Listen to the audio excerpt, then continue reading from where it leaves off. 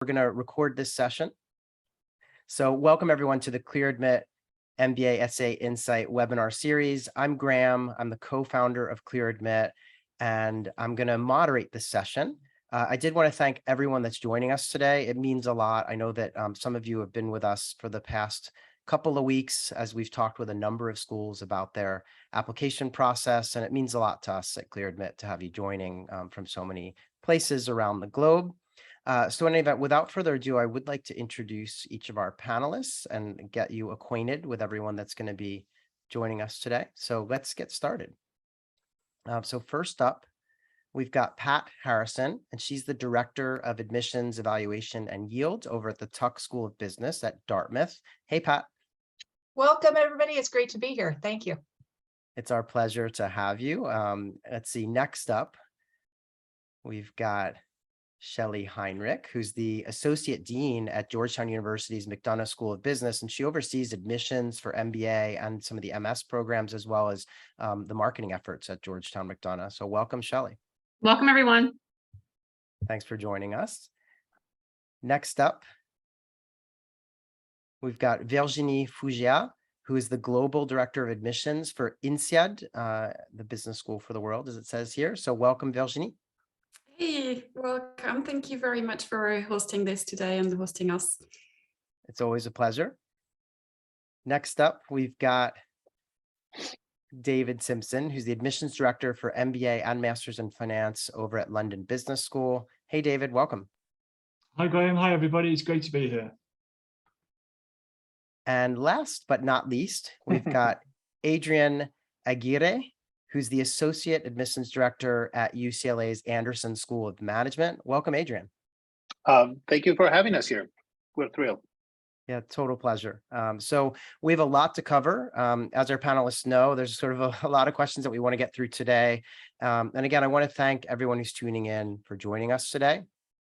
So what we're going to do is, again, have some sort of general questions for our panelists to learn a little bit more about what they think of essays and how they assess your writing of these essays. And then we'll get into some school specifics. And then we have some kind of fun questions to wrap things up before each school will pop off into a breakout room. And we will give you those links at the end of the session, so stay tuned for that. In the meantime, I want to start with Pat over at Dartmouth. Pat, I want to just have you answer this question about, what role do the essays play in the application process for your team at Tuck? And what's something that you find challenging with respect to reviewing the essay portion of an application? Yeah, thank you. So the essays, they really bring your application to life, and they let us know more about you than we can get just from the resume and transcript. And it also helps us understand how you communicate. At Tuck, we also use it to address a couple of the criteria that are harder to assess that you can't just get from a resume and a transcript, like awareness and encouraging and interpersonal skills. Something I find really challenging when people don't answer the question that we've asked. They either use it as an opportunity to tell us what they want to tell us about, or they wrote a really great answer for another school and it's close enough, and so they submit that answer for the other school. Got it. Excellent. Yeah, that's a classic, thing not to do is, not answering the question. We've heard a lot about that in recent weeks from schools that we've been speaking with. So appreciate you underlining that for everybody. Next up, I wanted to turn to Shelley. How about you? What kind of role do the essays play at McDonough? And something that you find challenging when you're reading them. Yeah.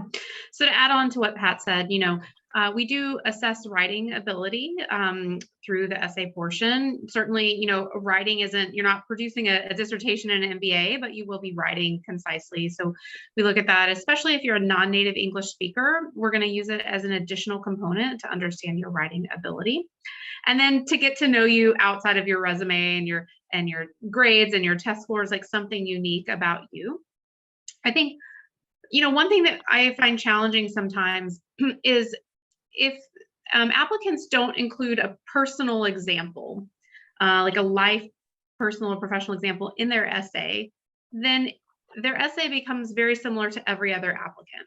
So I would say if the essay allows it, try to answer it using a personalized personal or professional life experience to answer the question, because that's what makes you unique. No one else can repeat that example. And then, the other thing I find challenging, don't write in your own words. If you don't use SAT levels, thesaurus, large words in your normal everyday speak, don't try to fit it into an essay. Use the natural language that you would normally use.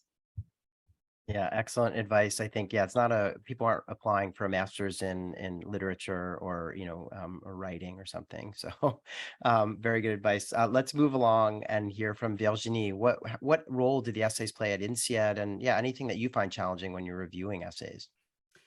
I would say they play a central role in the sense that they are complementing the information we get through the videos, through the CV. So we kind of match everything all together to try to understand the profile and who is the person behind the application form.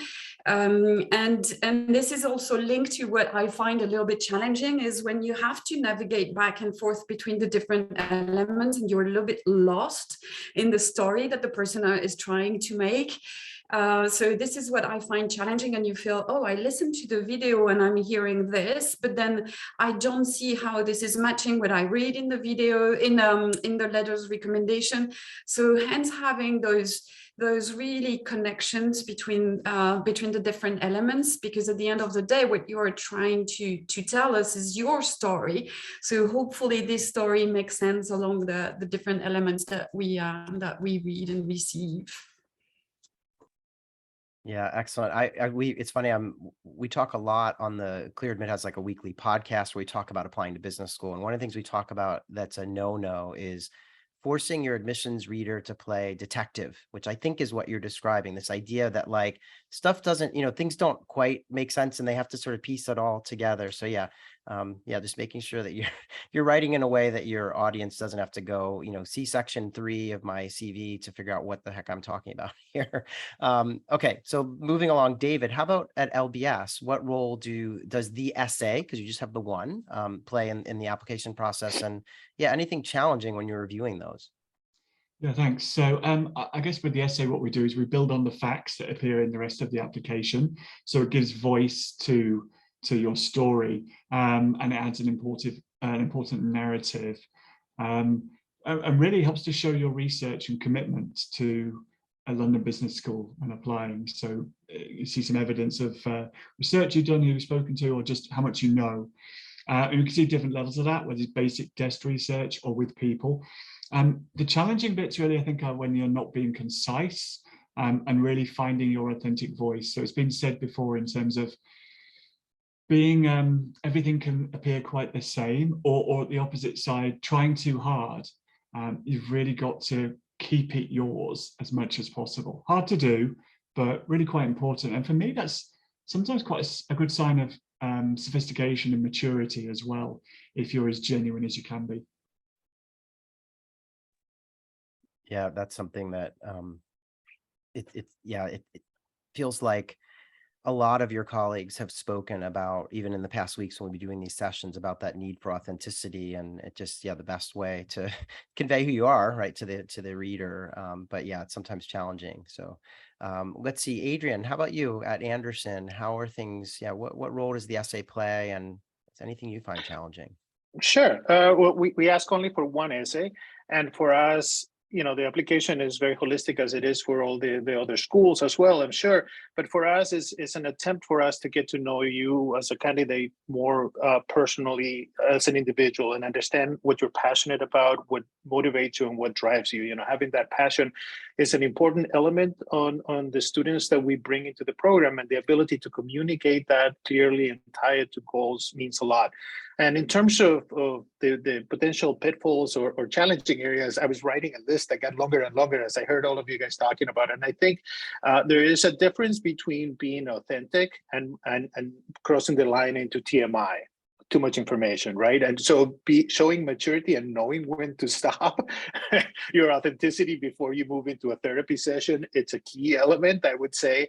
And then also, I think folks that feel obligated to sort of come up with an innovative, creative way of presenting the information that oftentimes will leave us searching for a roadmap so we can kind of piece something that is traveling in time or moving backwards or moving into different persons. So simplicity, practicality, and sort of being genuine are key elements there. Excellent. I'm going to go out on a limb here and say that, it's funny. I feel like there are a lot of websites out there and even like admissions consultants who try to encourage people to do these wacky kind of, bits of dialogue and quotations and kind of weird, sort of storytelling in an effort maybe to stand out or something. And I've never sort of understood that. And, I worked in admissions before myself, and I didn't really like those essays. I always thought they were just kind of, I wasn't really sure where this person was going. And as you said, Adrienne, often you had to figure out like, what's going on here? I just wanted an answer to a question. And, for me, business is sometimes about conveying, being able to like make a quick pitch in the elevator about your business plan or something. You can't beat around the bush and do lots of creative stuff. So yeah, I could not agree more with what you're saying. And that's why you'll never see, Clear Admit on our website, we don't ever put like sample essays or tell people like what to do. It's just not, that's not that's not the way that we think this should be approached. So I appreciate you all weighing in on these questions. What we're going to do now is go sort of school by school and learn a little bit more about each of your essay questions and just get into some specifics here. And so Pat, we'll start with you. We're just going alphabetically here. But if you would be willing to pick one of your essays and take us through kind of the origin story of that essay. So like, where did it come from? Why do you ask it?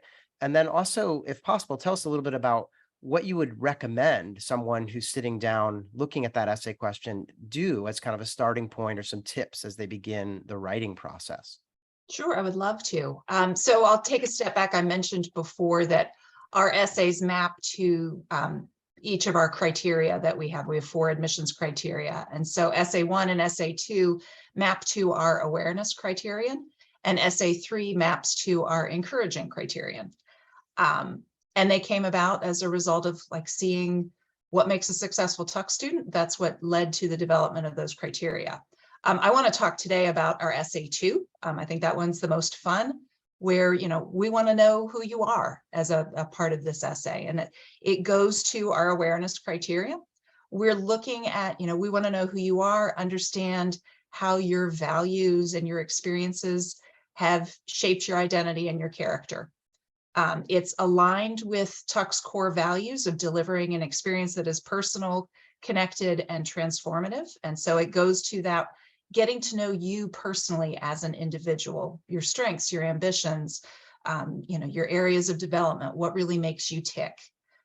My advice in answering it, first and foremost, there is no right or wrong answer to this question. There is no right or wrong way to approach the essay. We are expecting and we receive a wide range of topics as we read these throughout the year. Some people might define themselves through their relationships or their culture or through their values. Other people might talk about a personal experience that has shaped them or a professional experience that has shaped them. It doesn't have to be a single anecdote. It could be a collection of stories or a collection of points throughout your life that has kind of brought you to who you are. But what we are looking for is we want an essay that is honest, that is personal and revealing, something that only you could have written. And this goes back to that notion of authenticity that we've been talking about quite a bit before, but we're really looking to know the personal you. And then another piece of advice that I'll finish with is, I mentioned that it could be a professional experience. What I would caution people away from doing is simply restating what we already see in your resume. That just kind of a resume review in paragraph form doesn't tell us much because we've already got your resume and we've seen that. So what we're really looking for is that personal essence of who you are. And these are really fun to read, and it's our opportunity to get to know you. So I had in my notes that I was going to ask you a little bit about this one and whether people could tell multiple, share multiple anecdotes or just one. And I feel like you did a great job of addressing that. So I want to ask you something else as a result. And that is a question about the third essay, which you said speaks to the encouraging kind of element that you guys are sort of measuring on. And this one is interesting in that I wondered whether or not it's okay to share a time when you were encouraging, collaborative, or empathetic, but does it have to be in a situation where it wasn't easy or convenient? Because there is that little, piece here in that first sentence where you mention even when it is not easy or convenient. So I was wondering, does that mean that the answer has to have, be not only a time when someone demonstrated this, but when it was kind of hard to?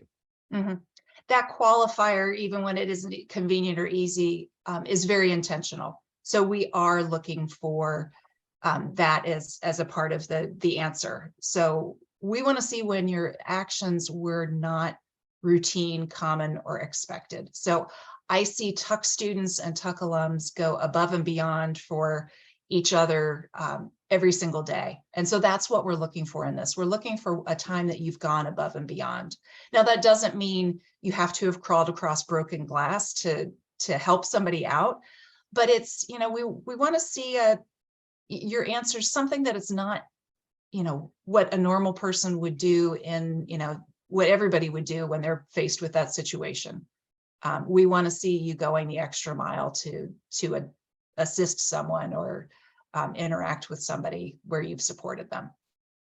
Okay, got it. Yeah, thanks for humoring me on that one. I think that's actually a really important point, and hopefully everyone tuning in who's applying to your program understands that. And I feel like that's really good advice so that they can think through those instances and find the right one to share. Okay, so thanks for that, Pat. Let's move on and talk with Shelley. So Shelley, your question is on the screen. I feel like we might have more than one slide for you, right? Is that right, Mike? I feel like we've got a couple of slides. So just you can steer us where you want us to go because you have this kind of multiple choice thing going on with your essay, right? So in any event, take us through, pick something that you want to talk about, give us the origin story and any advice as to how to approach. Definitely. So a few years ago, we decided to offer a few essay prompts of which students got to choose one written, and then we also have a required video essay. So only one video essay, one written. The thought behind that was we truly authentically want to admit a very diverse class, and we want people to show up really with who they are and what makes them unique. And so by only having kind of one essay, we felt that wasn't giving people a chance to really sell their value proposition, what was unique to them. So instead, now we have 3 essay prompts. You choose one. And there's no trick to that. There's no secret right one they should answer. So we have about a third answering each of the essay questions, and then everyone answering the video essay. That would be cool if like one of them was like, oh, if you pick that, you can't come to Georgetown. Yeah, or if you pick that, you're automatically admitted. No, not like that. But I want to focus a little bit on the video essay, if that's okay. And so let's see, perhaps if it's, I don't know if it might be on the slide, and if not, I think we just had but it's fine. Talk about the video because that's a piece of your, application too. So. Yeah, definitely. So, I think with the video essay, there's more anxiety about it perhaps than the reality. So the reality of the video essay is it's 1 minute. You record it yourself on YouTube or Vimeo. So you can literally record it as many times as you want until you feel like it is ready to include in the application. But the prompt for that is, in 1 minute, please describe a hobby, a passion, or what you do for fun in your free time and why. So at face value, that seems very simple, right? And at face value, students may say, why would they want to know about a hobby or passion or what we do for fun? And we ask it because everything on the rest of the application, your resume, typically kind of your essays, even your interview to an extent, most of it is about your professional and academic self. But so much of the Georgetown experience is about community and bringing your whole self to the classroom, your real you, the you that will show up to your classmates at events or on the global trips or as alumni. And most people have something about them that they're so passionate about that ends up becoming a part of our community. And so we want to know that, and we want you to have time to share that in the application process. So, with the video essay, we tell people, look, this isn't a master's of media arts, or, you don't need fancy editing or camera work, or, you don't need a GoPro jumping out of an airplane, although we've seen that, but that's not what we're looking for. We're looking for a blank wall, a bookshelf, and just you talking to us for 1 minute. The other reason I love the video essay is it's kind of a second chance for an interview, in that only one person in the admissions committee interviews you, but the video essay is seen by the entire admissions committee. So you're able to show up and present yourself to the entire admissions committee. So I love the video essay and thought it would be a unique thing to talk about today. No, yeah, I appreciate you doing that. And I think that's a great point you make about how your whole team gets to see that, and which is different than the interview where one individual is going to conduct it. I do want to ask you a question about the essays. Yeah. Since you have these three choices, I guess, is there any advice on, I feel like it could be challenging to decide which one to choose, right? Yeah. I recognize you said that it doesn't matter. They can pick whichever one they want, but I guess I was wondering specifically, like, if someone has like a fantastic leadership experience that also allowed them to demonstrate commitment to the greater good, and maybe even showcase their diverse background, could they write an essay that sort of like is really responding to one, but ends up hitting some of these themes across the board here? Or would you just recommend don't try to solve for all here? Yeah, don't try to solve for all. I would say start with yourself. Don't start with choosing the essay. Start with thinking about yourself, and what is it that, if you had an elevator pitch or you had one moment to share to the admissions committee, what is best about you? What is your unique selling proposition or value proposition, USP as we call it in the MBA world? Think about that, and then go read the essay prompts and figure out which one allows you to really share that story to the essay. So I'd almost work backwards, and yeah, don't try to smush them all together. Yeah, but start with what's unique about you.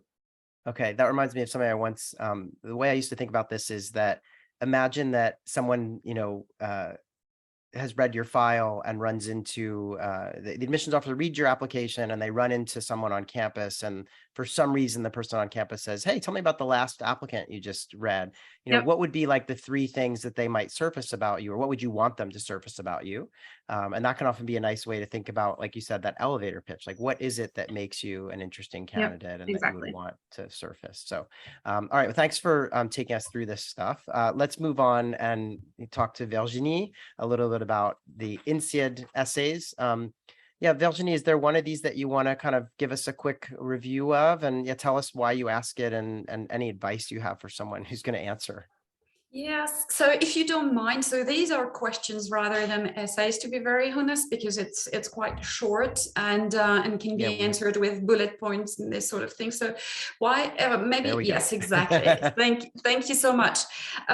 So these are the three essays we have, and let's for tonight maybe just focus on the essay number one, and because I know this is the one that is sometimes seen as the most dreadful one, kind of what do they want to hear from me with this one. It's an essay that has been with us for quite a while now. We like it. We like it because it enables people who are coming from atypical background and traditional roots, or on the contrary, people who have more had a more corporate type of career. Regardless of the background, basically, people can really shine and tell us who they are, which is what we are interested in at this stage. So this is the reason why we keep having this essay, and it's it's an opportunity to really show how unique you are. And this one is also good in the sense that at INSEAD we value diversity at every level. So we welcome applications from people with a variety of professionals or academic backgrounds, and including arts, law, medicine, military backgrounds, nonprofits. And so if we want to give an opportunity to people to really showcase who they are and really explain and go in depth, we need to give enough space for that. So this is the reason for having this essay in this way. And I remember this lady from West Point. So she was obviously from a military career, but it was obviously a little bit longer than a traditional career that you can have in a corporate sector. So that was really interesting to hear the entire story and see why that she was applying at that point in her career. So hence this essay is really enabling people to show all this and demonstrate all this. The other thing that maybe is important to bear in mind at this point as regards to the essays, regardless of the essay, is it's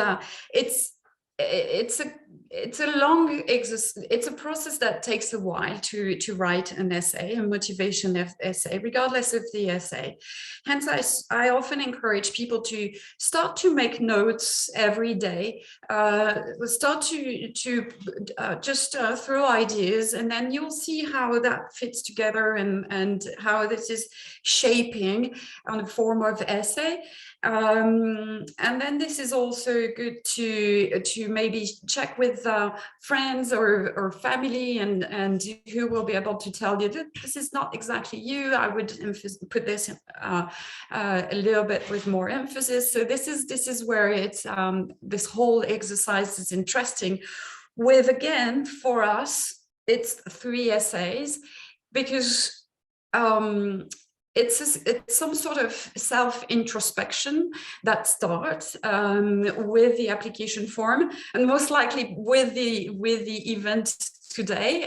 People start to have those ideas of why an MBA, why to this school or to this other school, and this sort of pre-work, writing the notes is always very, very helpful, because then this is guiding you a little bit and helping you be convincing, and most likely if you're convinced, we will be convinced. Yeah, good advice too. I mean, I think, this is really, not only the essay is a great opportunity to pitch your candidacy, but they are this, process of reflection, and that, is just sort of preparing you for the MBA experience. So I did want to ask you about a different question that you have here, and that's this essay number 3, where, you're just asking about extra professional activities or, outside activities that people pursue. And I wondered, I mean, this is kind of a technicality, but I wondered, like, what do you mean by a significant amount of time? Like, how much leeway is there? I mean, what if someone in the last 6 months started kayaking and absolutely adores it and does it, each weekend or something, but had never done it, but they're really passionate about it now? Like, is there some threshold that you would recommend someone thinks about here? Yeah, this is a good question, and it's unlikely to be just a question of length of time you've done it, but it's indeed how deeply, or how is it shaping you or impacting you or inspiring you, that we want to understand. And regardless of if this happened for 6 months or since you were born or almost, this is really what is interesting here. And the other side of this question, when we say significant, is also because if you do something, when you have passion, it's very likely that it will probably also, regardless of the time you spend per week or per month or per year, it brought things to you, the learnings that it brought you. This is what we are interested in hearing here. It's not just a list of clubs or sports that you have participated in, but what did you learn through those experiences, through being exposed to people who were with you in this group of music or sport or debating, and so rather than the length, I would really encourage people to look at significance is really what it meant for me and what it brought me and the lessons that I learned through this experience. Okay, that's super helpful. Appreciate you clarifying that. Let's move on. Thanks for talking about your essays. Let's move on and talk with David a little bit about London Business School. And here I think we just have the one slide, right? Because I think that LBS just has the one. Yeah. So here we are. So David, yeah, tell us, where did this come from? And yeah, any advice to someone who's sitting down to write it? Yeah, so I mean, like all of this, we've been through various iterations over our history of asking more on the creative side. I think all of it, whenever you're selecting essays, need to fit in with the holistic picture of what the application is. So we have lots of shorter questions in there, some of them telling us a bit more about you personally and what you like to do. But on the essay, I think it's reasonably serious. You know, it's pragmatic, it's practical, it's direct, it's quite functional. It is a chance for professional reflection. You need to be self-aware. It's really, do you understand your own journey, your own career journey so far? We are doing things like, we want to hear your ambition and what role the school plays in it, I guess. And so it's back to that thing of being on I suppose on a spectrum of ambition, how realistic you are or how ambitious you are. So we want to see people understand what they're talking about. You know, I would like to go into consulting. What does that mean? Is it realistic for someone like me to have done all the work behind it? And for me, it really helps to open up the conversation at the interview stage afterwards, because you've got something very practical to talk about, or one thing very practical to talk about linked to career. And after all, this is a career qualification. This is what it's about. And finally, I think it really helps to showcase your research and how much you want to go to London Business School in particular. It's not an opportunity for you to name drop all the electives, all the courses, all the faculty, you know, it's not, here's my desk research and just copied and paste. You know, it has to be relevant to you and what you want to do. So whilst it doesn't look like it's the most creative in terms of having you describe history, as it were, or what you like doing, there's a lot to it. There are various different parts to it, the way it's structured. We're asking for a lot in a very simplistic question, I think.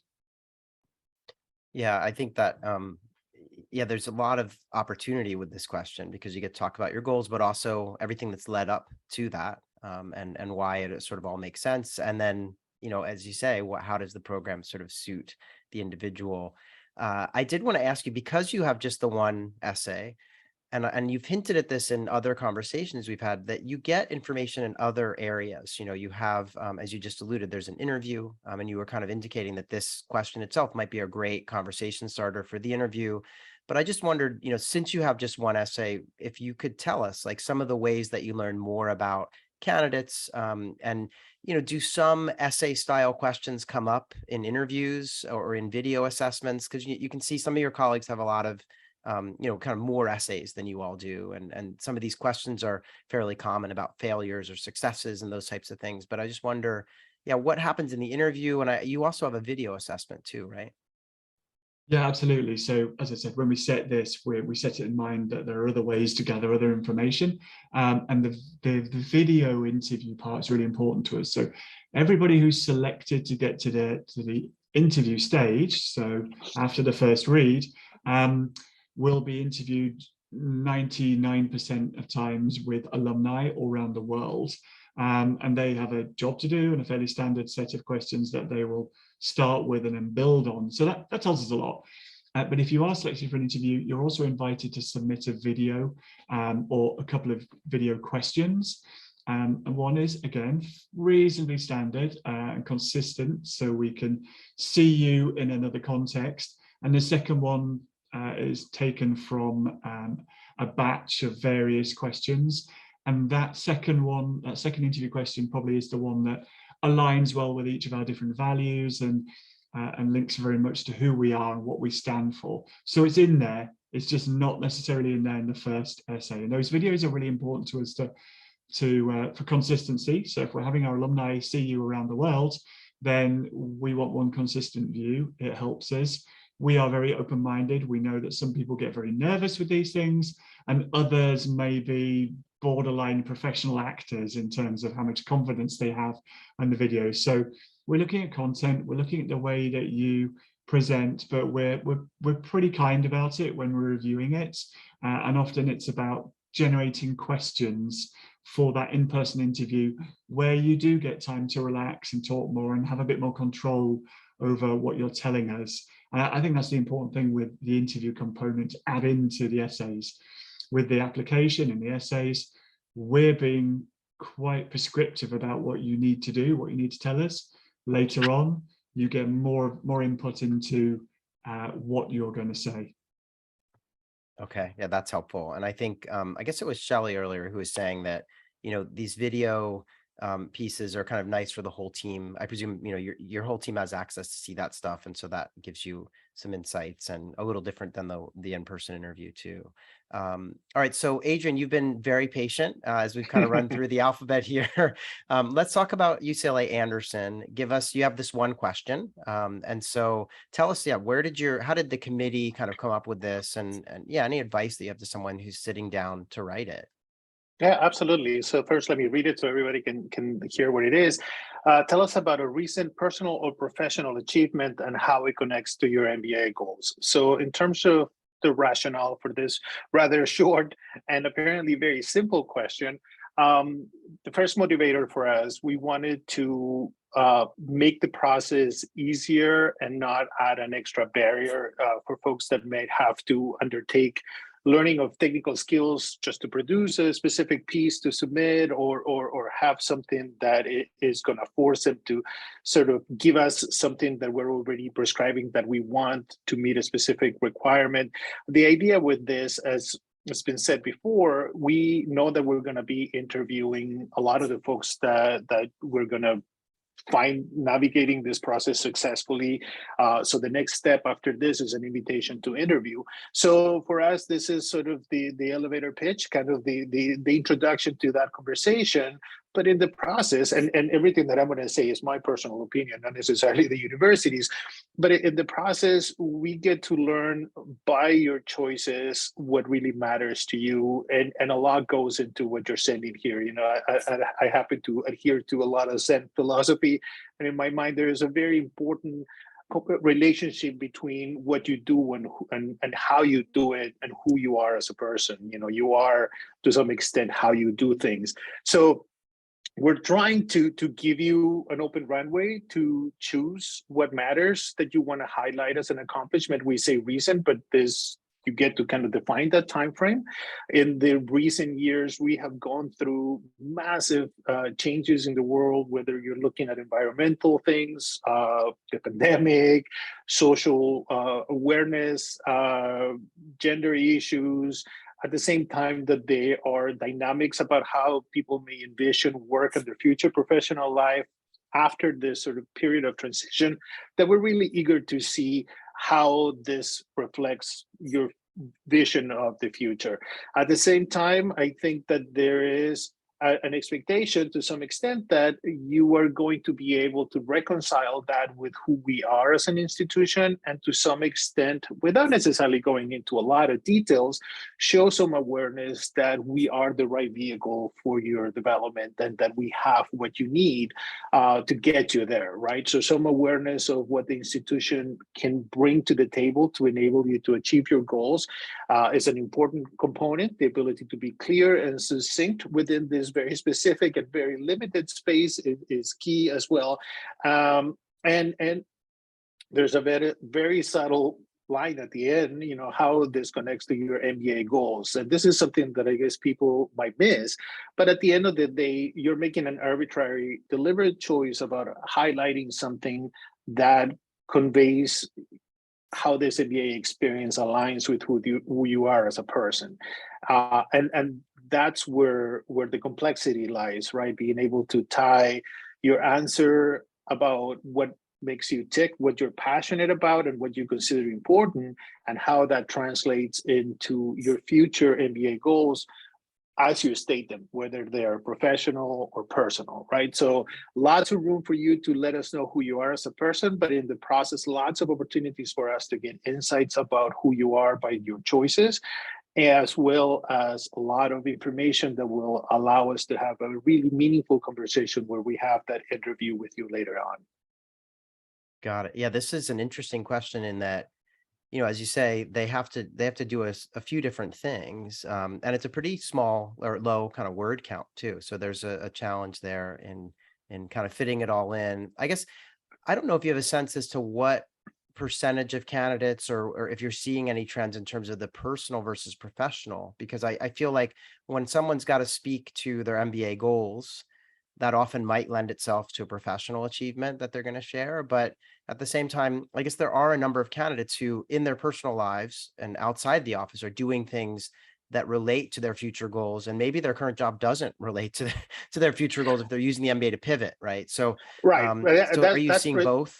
Yeah. That's precisely the point. We do see both, but as you pointed out, we typically see, in the neighborhood of 90% of our students pivoting in other areas, right? So sometimes the places where they get to test things out and discover those passions could happen outside of work through some additional extracurricular activity or other involvement, or going back to maybe 2 jobs ago, right? So we truly wanted to be open to hearing what the candidates or the prospective students were interested and passionate about, because that's the passion that is going to drive them through the program.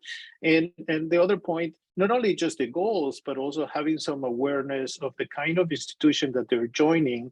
And then we're not asking for a regurgitation of who we are and our values, although those are plastered everywhere.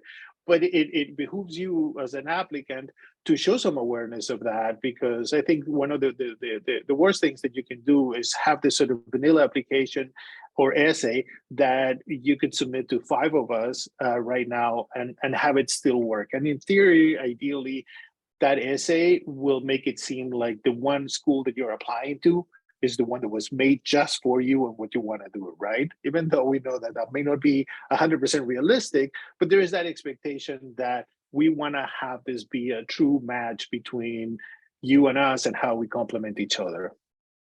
Got it. Okay. Yeah, appreciate you shedding light on that. All right. So we're going to get into the final kind of section of this main session right now, and that's these sort of lightning round questions. I did want to remind everyone who's tuned in that each of our panelists have been kind enough to agree to jump into a little Zoom breakout as soon as we wrap this main session, and they're going to answer your specific questions, because I do see we've had some great questions coming into the Q&A, and so you can literally dive in and go and visit with our panelists and ask them your questions directly in just a few minutes. We'll get you links to do that. In the meantime, I want to stay with you, Adrian. We'll go backwards through the group here, since I feel like I've been favoring the front end of the alphabet. So first question in the lightning round, and these can just be really quick. We'll just zip through them. Adrian, what's your favorite spot on the Anderson campus and why? That's a very good question. There, I work about 100 yards from the athletic track field. And I used to go, quite before the pandemic, quite regularly to the track to either run or lift weights.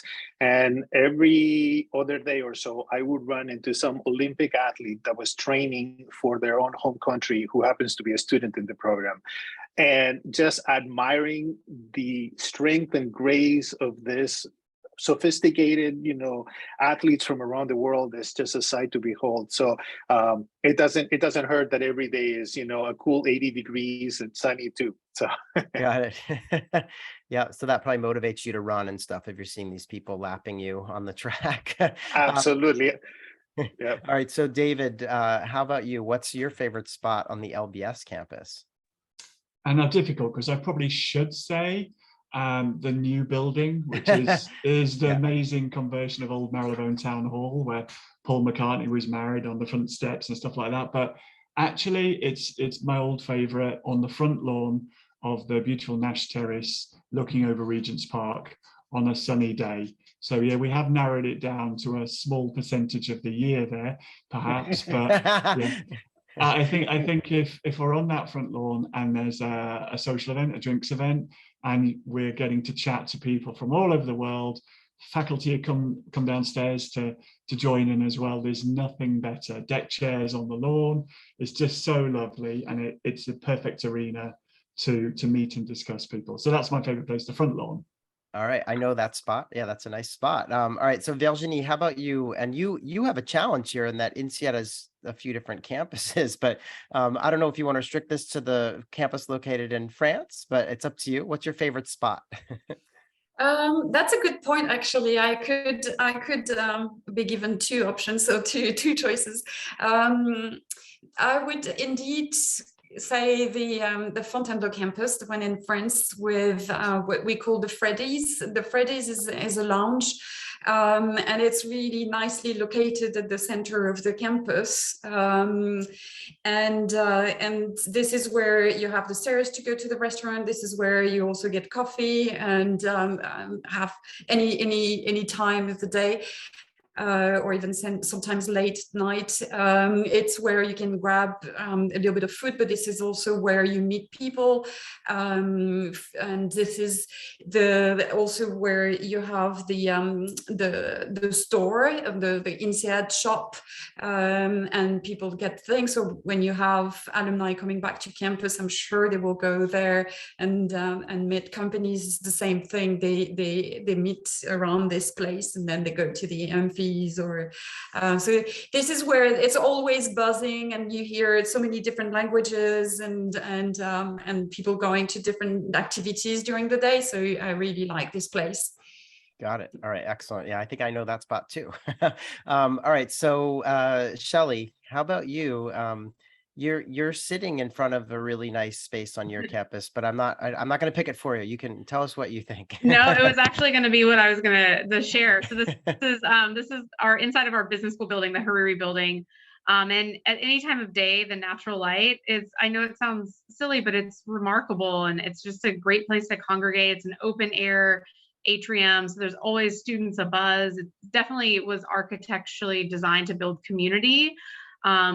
But it's lovely, natural light everywhere. So if you ever have a chance, if you're ever in DC, come visit. All right. Sounds good. Pat, thanks for letting us go backwards this time through the alphabet. How about, what about at Tuck in Hanover? So my favorite place is Dishner Terrace, which is off the back of Rather Hall. And it's just it's this beautiful deck that overlooks the Connecticut River, and you can see the river through the pine trees. Like David said, though, the season that you can be out there is kind of short. So when the weather is beautiful, it's a fantastic place to be. So when it gets cold, my other favorite place would be Stell Hall, which is part of the old building, and it looks like something out of Hogwarts, just old paneling and dark wood and a fireplace. So I'll do a seasonal, two different ones. All right, fair enough. Excellent. So I'm going to stay with you, Pat, for this next lightning round question. We'll just zip through the other way now. Give me one piece of non-essay advice for candidates who are applying to Tuck. Yeah, so I would say it's hard, but try to have fun with it. Try to relax a little bit. It can seem really overwhelming when you're deep in the process of analyzing schools and thinking about your essays and thinking about the GMAT and all of that. I hope people can relax, take a step back, trust their gut and their heart, and know that you will end up in the place that is right for you. Okay. Yeah, great advice. Let's see. Now back to you, Shelley. What about you? A piece of non-essay advice for people applying to McDonough? Connect with students and alum. So we all have student ambassador people, alumni ambassador people. You're going to get to know about the program really well from speaking to them. So reach out to us. We're happy to connect you. All right. Yeah, that's excellent advice too. I think it's a lot of those connections are important in terms of just learning about the program, and some of this is finding the right fit too, right? So it's great to have those conversations. Virginie, what about you? One piece of non-essay advice for someone applying to INSEAD? A 700 GMAT is not winning you admissions, and there is much more than the GMAT or the GRE in an application. Okay, that's great. I'm sure a lot of our attendees are feeling a little bit of relief to know that that's not the the end all be all. All right, David, how about you? One piece of non-essay advice. I like everything I've heard so far, so I try not to repeat them. Research and prepare, and sometimes you'll have some help from that, whether it's from friends or anything or anybody else, but then switch off and make sure it's you talking with your voice. So when you go into, especially the interview side of it, make sure it's your voice that's heard. Yeah, that's really important advice. Adrian, I guess one of the disadvantages of us coming back this way is that there's been a lot of good advice put out there, but anything you want to share about kind of non-essay related advice for candidates applying to Anderson? Absolutely. You'll notice as an applicant that there is seemingly this very long list of things that you will have to do and complete to be admitted. So think of all of those pieces as individual opportunities to really shine and convey your best self. So look at each of those pieces and don't take anything for granted. So if you're being asked to summarize accomplishments, spend some time and bring to light the ones and the information that will sort of make your pitch even stronger and make you look better. If you're asked to provide a letter of recommendation, do your due diligence and find those great recommenders and coach them and train them, right? So look at each of those pieces and try to ask yourself, well, how can I maximize my effort so my results here are as solid as they can be across the board, and not have an application that is a mismatch where some things you did great, but others you sort of did a little bit not as well. Okay. Yeah, that's excellent. You know, it's funny, we do these sessions about essays, and often as a group around the office, we talk a little bit about how shouldn't we have one about like recommendation letters or interviews, or even the data forms that people fill out, or the application forms, because all these pieces matter. And sometimes I think the applicants have this tendency to have this hyper focus on essays, which admittedly take a lot of time. And I understand that focus, but I think that's great advice, Adrian, just to make sure that people are really crossing their T's and dotting their I's on each piece of this process. Let's stay with you for our final lightning round question, and then we're going to let you guys slip off into your individual breakouts. So I figured we would turn the tables on all of you. And so this one's in honor of INSEAD's essay question. Adrian, tell me about an outside activity or hobby that you find to be enriching. I have recently gotten into long distance cycling, and it is the ultimate experience because it forces me to use my brain to convince my body to keep on going. And as one gets older, we need all the help we can get, but it's really a good meditative opportunity. So anything that allows me to sort of concentrate on process and I find very stimulating. Awesome. All right, David, how about you? An outside activity or hobby that you find to be enriching? So I really should get a new hobby so I could say something different, but I love music. I have no discernible talent whatsoever to play music, but I love listening to music. So live music for me, going to gigs, generally going into London, there's so much on. I love that as much as I can. So I missed that during lockdown, and I've been celebrating going to plenty since then. So live music and being able to take my daughter along to that now as well has added a different dimension to it. Just about qualifies for the age restriction to get into the venues. Got it. Excellent. Okay, so Virginie, what about you? Something that you enjoy doing that you find is enriching? Horse riding.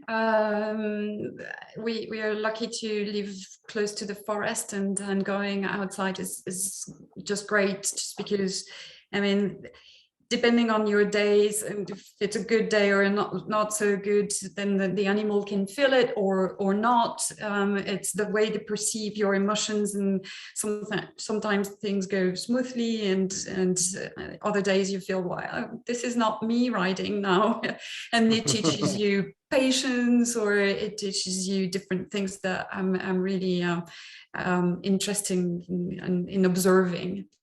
And I feel like last time you were with us, you had like a fall or something, or you. Yeah, I did. Right? Yeah. True. So you're doing I did this a lot. not remember that. True. Yeah. So I hope you've healed up and are back on the horse, as they say. All forgotten. All right. Excellent. Shelley, how about you? What do you do in your spare time that's enriching? Yeah, there's a lot of wonderful bike trails in DC, along the Potomac and just through different beautiful, beautiful areas of DC. And it's a very bikeable city as well. So, we take a bike ride on an early Saturday morning. And that's nice. Nice. Excellent. And last but not least, Pat, what do you get up to that is a fun hobby? Yeah, I love to hike and get out in the woods, peace and quiet, unplug from the screens, and just be in nature. Excellent. All right. Well, I appreciate you guys doing this. I know that it's maybe not so much fun to get the essay questions turned turned around on yourselves a little bit, but I think it's fun for our candidates to. I mean, we ask these questions so that everyone here can realize that you all are regular people with hobbies and interests just like them, and that you're not some sort of mysterious gatekeepers on the MBA admission side of things. So I want to thank each of you a ton for just joining us today and making all this time. We're going to let our panelists, attendees, listen up. We're going to let our panelists slip off.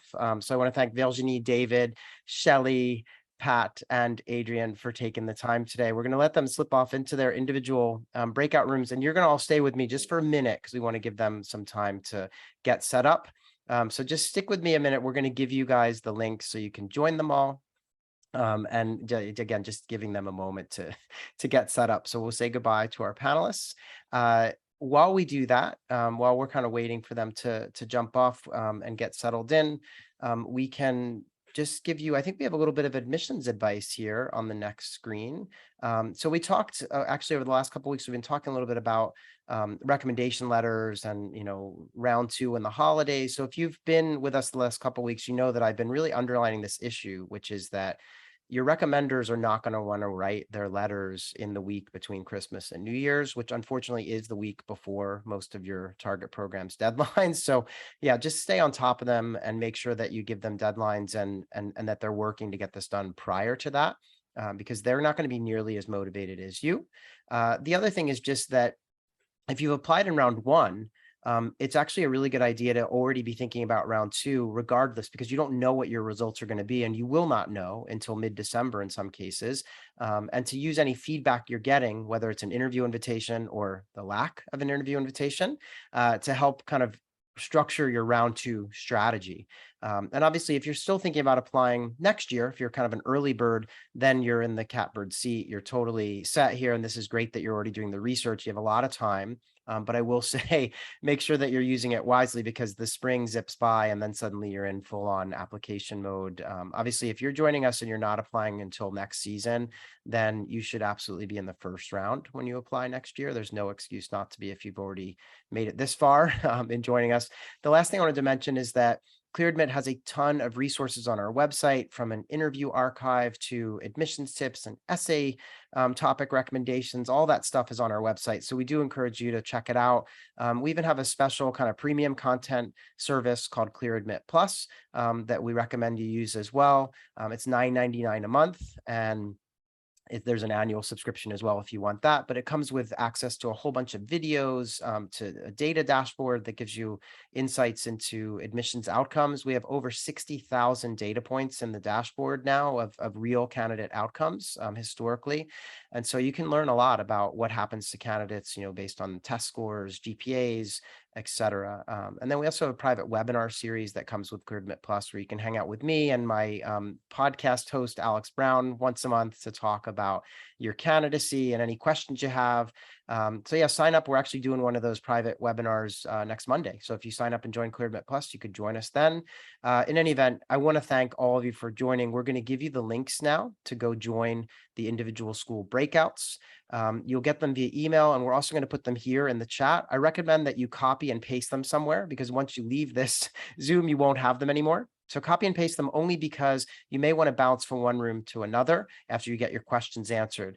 So the links are out. I do want to thank you all so much. It means a lot to me and the whole team at ClearAdmit that you make the time to join us for these events and that you come to our website and all that stuff. So have a great rest of your day. Enjoy your conversations with the schools. And yeah, thanks again. We'll all talk soon, hopefully.